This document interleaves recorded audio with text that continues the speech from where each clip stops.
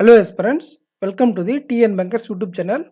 நம்ம சேனலை சப்ஸ்கிரைப் பண்ணலைன்னா சப்ஸ்கிரைப் பண்ணிக்கோங்க. நம்ம டெலகிராம் குரூப்பில் ஜாயின் பண்ணிக்கோங்க. லிங்க் கமெண்ட் செக்ஷனில் இருக்குது. எஸ்பிஐ கிளர்க்கில் ப்ரிலிம்ஸில் உங்களுக்கு குவான்டிட்டிவ் ஆப்டிடியூட்னு பார்த்துருப்பீங்க, நியூமெரிக்கல் எபிலிட்டின்னு பார்த்துருப்பீங்க. எஸ்பிஐ கிளர்க் நோட்டிஃபிகேஷனில் இது ரெண்டுத்துக்கு என்ன சார் வித்தியாசம் அப்படின்னு பார்த்தீங்களன்னா, இதை பாருங்கள். ப்ரிலிம்ஸில் நியூமெரிக்கல் எபிலிட்டி, மெயின்ஸில் குவான்டிட்டிவ் ஆப்டிடியூட்னு இருக்குது. ஸோ இது ரெண்டுக்கும் என்ன வித்தியாசம், நான் எப்படி ப்ரிப்பேர் பண்ணுறது அப்படிங்கிறது ஒரு டவுட் இருந்துச்சுன்னா இந்த வீடியோ ஃபுல்லாக பாருங்கள்.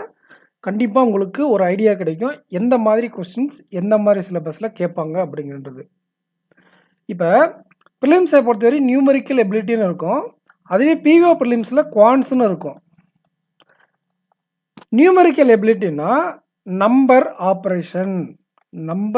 ஆப்ரேஷனை தான் உங்களுக்கு நியூமெரிக்கல் எபிலிட்டின்னு சொல்லுவாங்க. குவான்டிட்டிவ் ஆப்டிடியூடு நீங்கள் திங்கிங் எபிலிட்டி இல்லைன்னா அனலிட்டிக்கல் ஸ்கில்ஸ், அதாவது டிஐ, கேஸ்லெட், ப்ராபபிலிட்டி, அந்த டாபிக்ஸ்லாம் கொஞ்சம் சேர்ந்து வரும்.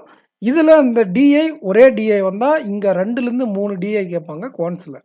அதிகபட்சமான பார்ட் டிஐக்கும் கம்மியான பார்ட் கால்குலேஷனுக்கும் கொடுத்தாக்கல அதுக்கு பேர் குவாட்ஸ். பட் ஆனால் ஒரு கிளர்க்கு ப்ரிலிம்ஸில் இல்லைனா இன்சூரன்ஸ் கிளர்க்கு ப்ரிலிம்ஸில் எப்போயுமே அவங்க கேட்கக்கூடிய சப்ஜெக்ட் நியூமெரிக்கல் எபிலிட்டி. ஓகே, இந்த நியூமெரிக்கல் எபிலிட்டியில் உங்களுக்கு என்னென்ன படிக்கணும், எப்படி உங்களோட ப்ராக்டிஸ் இருக்கணும் அப்படிங்கிறத இப்போ தெளிவாக சொல்கிறோம், கேட்டுக்கோங்க. ஒன்றும் இல்லை ஸ்டூடெண்ட்ஸ், இதை பாருங்கள். Simplification and approximation, maximum simplification இருக்கும். இதுவே குவான்ஸ் அப்படின்னாக்கல உங்களுக்கு அப்ராக்சிமேஷன் இருக்கும். புரிஞ்சுங்களா? குவான்ஸ்னா அப்ராக்சிமேஷன் இருக்கும், நியூமெரிக்கல் எபிலிட்டினா சிம்பிளிஃபிகேஷன் இருக்கும். சம்டைம்ஸ் சிம்பிளிஃபிகேஷன் அப்ராக்சிமேஷன் ரெண்டும் சேர்ந்துருக்கும். மேக்ஸிமம் சிம்பிளிஃபிகேஷன் தான் நமக்கு ஸ்டாண்டர்டாக வரக்கூடியது. எய்தர் சிம்பிளிஃபிகேஷனில் மட்டுமே 15 கொஸ்டின் வரலாம், இல்லைனா சிம்பிளிஃபிகேஷன், குவாட்ராட்டிக் ஈக்குவேஷன், இந்த ரெண்டில் ஏதாச்சும் ஒன்று கேட்டு உங்களுக்கு மொத்தமாக 20 கொஸ்டின்ஸ் கவர் பண்ணுவாங்க. 20 கொஸ்டின்ஸ் என்ன பண்ணிடுவாங்கன்னா உங்களுக்கு இந்த ஸ்பீட் மேக்ஸ்லேயே கவர் பண்ணிடுவாங்க. ஸ்பீட் மேக்ஸ்லேயே என்ன பண்ணிடுவாங்க, கவர் பண்ணிடுவாங்க.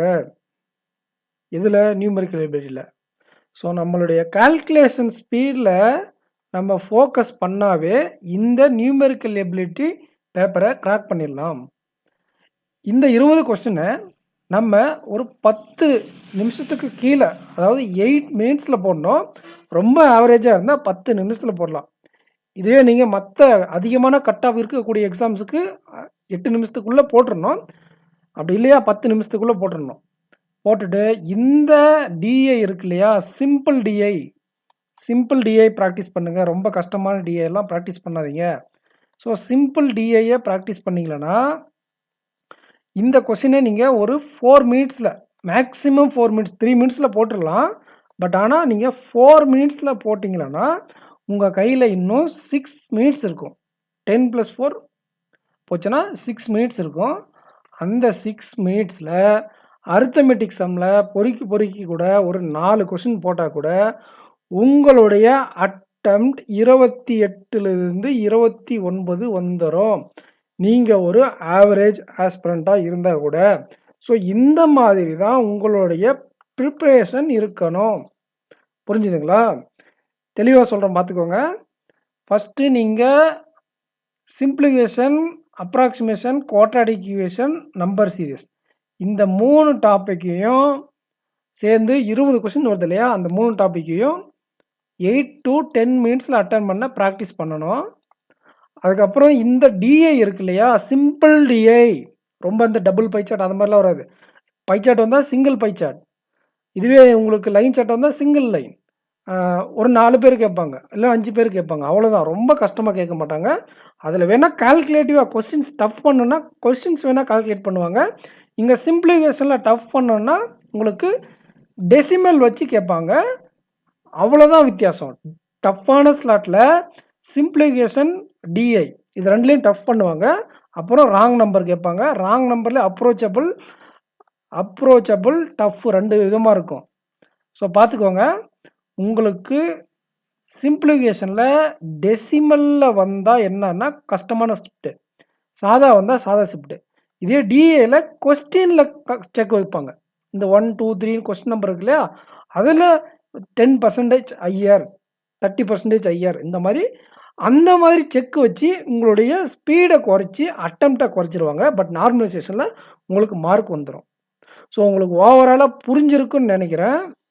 டிஃபிகல்ட் ஸ்லாட்டுக்கும் ஈஸி ஸ்லாட்டுக்கும் என்ன வித்தியாசம் அப்படிங்கிறது, அண்ட் உங்களுடைய ப்ரிப்ரேஷன் எப்படி வச்சுருக்கணும் அப்படிங்கிறது தெளிவாக சொல்லிட்டோம். இந்த 20 கொஸ்டின் இருக்கு இல்லையா ஸ்பீட் மேக்ஸு, அந்த டாப்பிக்கை குயிக்காக அட்டன் பண்ணுறீங்க. அப்புறம் டேபிள் டிஐ அட்டன் டிஐ, இந்த டேபிள் டிஐன்னு கிடையாது, இங்கே என்ன வேணாலும் இருக்கலாம். என்னது பை சார்ட், அப்படி இல்லைனா லைன் பார், எந்த கிராஃப்னாலும் இருக்கலாம். பட் உங்களுக்கு சிம்பிள் கிராஃப் தான், கிராஃப் சிம்பிளாக இருக்கும். டஃப்பான ஸ்லாட்டில் கொஸ்டின்ஸ் மட்டும் டிஸ்ட் பண்ணியிருப்பாங்க, அவ்வளோதான் வித்தியாசம். சிம்பிளிஃபிகேஷனில் உங்களுக்கு டெசிமலில் கேட்டால் டஃப்பு, சாதாவை கேட்டால் ஈஸி இல்லைனா மாட்ரேட். குவாட்ராட்டிக் ஈக்குவேஷன் வந்தால் ஈஸி ஷிஃப்ட்டு, மிஸ்ஸிங் நம்பர் வந்தால் moderate shift, wrong number approach பண்ண முடியாத மாதிரி 2லேருந்து 3 கொஸ்டின் அப்ரோச் பண்ண முடியாத மாதிரி கேட்டதுனா உங்களுக்கு டஃப் ஷிஃப்ட்டு. ஸோ இதுக்கு தகுந்த மாதிரி தான் ஈஸி மாட்ரேட் டஃப்னு இருக்கும். நீங்கள் ஈஸி ஷிஃப்டாக இருந்தால் 30+ அட்டன் பண்ண முடியும் ஈஸியாக. மாட்ரேட் ஷிஃப்டாக இருந்தால் 28+ அட்டன் பண்ண முடியும். டஃப் ஸ்லாட் இருந்தால் ஒரு 24+ அட்டன் பண்ண முடியும். திரும்ப சொல்கிறேன், டஃப் ஸ்லாட்டில் ராங் நம்பர் இருக்கும், சிம்பிளிஃபிகேஷன் அப்படி இல்லைனா சிம்பிளிஃபிகேஷன் டெசிமலில் கேட்டிருப்பாங்க, டிஐயை ரொம்ப கால்குலேட்டிவாக கேட்டிருப்பாங்க. அந்த மாதிரி ஷிஃப்டில் 24 to 25 கொடுத்தா குட் அட்டெம்ப்ட். இதுவே நீங்கள் மிஸ்ஸிங் நம்பர் வந்திருக்கு, ஓரளவுக்கு எல்லாமே கால்குலேட்டிவாக இருக்குது, பரவாயில்ல, சிம்பிளிஃபிகேஷன் தான் கேட்டிருக்காங்க பரவாயில்ல அப்படின்னா கூட 28 ரொம்ப ஈஸியாக கேட்டிருக்காங்க சார், எனக்கு குவாட்ராட்டிக் ஈக்குவேஷன்லாம் வந்துருச்சு, சிம்பிளிஃபிகேஷன் ஈஸியாக இருந்துச்சுன்னா 30+ குட் அட்டெம்ப்ட். அட்டன் பண்ணுறதுக்கு முன்னாடியே டிஃபிகல்ட் லெவலுக்கு தகுந்த மாதிரி குட் அட்டெம்ப்ட் சொல்லிட்டேன். நம்ம எக்ஸாம் முடிஞ்ச பிறகு ஆஸ்பிரண்ட்ஸ் கிட்ட எக்ஸாம் எப்படி பண்ணியிருக்கீங்கன்னு கேட்டுட்டு அனலைசிஸை ப்ராப்பராக, எக்ஸாம் அனலைசிஸை ப்ராப்பராக கொடுத்துடலாம். ஸோ நம்ம சேனலை சப்ஸ்கிரைப் பண்ணலன்னா சப்ஸ்கிரைப் பண்ணிக்கோங்க. நம்ம பிகினர்ஸ் சேனல்லையும் நிறைய இன்ஃபர்மேஷன் கொடுத்துட்ருக்கோம், அந்த சேனலையும் சப்ஸ்கிரைப் பண்ணிக்கோங்க. இந்த வீடியோக்கு லைக் பண்ணிக்கோங்க. And thank you aspirants. நெக்ஸ்ட் வீடியோவில் மீட் பண்ணலாம். இந்த ஸ்ட்ராட்டஜி, அதாவது இந்த வித்தியாசம் நியூமெரிக்கல் எபிலிட்டிக்கும் குவான்டிட்டிவ் ஆப்டிடியூக்கும் என்ன வித்தியாசம் அப்படிங்கிறத நான் தெளிவாக ஒரு வீடியோவில் மேக் பண்ணுறேன். இந்த எக்ஸாமுக்கு நமக்கு தெரிஞ்சுக்க வேண்டியது நியூமெரிக்கல் எபிலிட்டினா என்ன, அதில் என்ன கேட்பாங்க, அதில் நம்ம ப்ரிப்ரேஷன் எப்படி இருக்கணும் அப்படிங்கிறத நான் எக்ஸ்பிளைன் பண்ணியிருக்கேன். அதுக்கு தகுந்த மாதிரி உங்களுடைய ப்ரிப்ரேஷன் வச்சுக்கோங்க.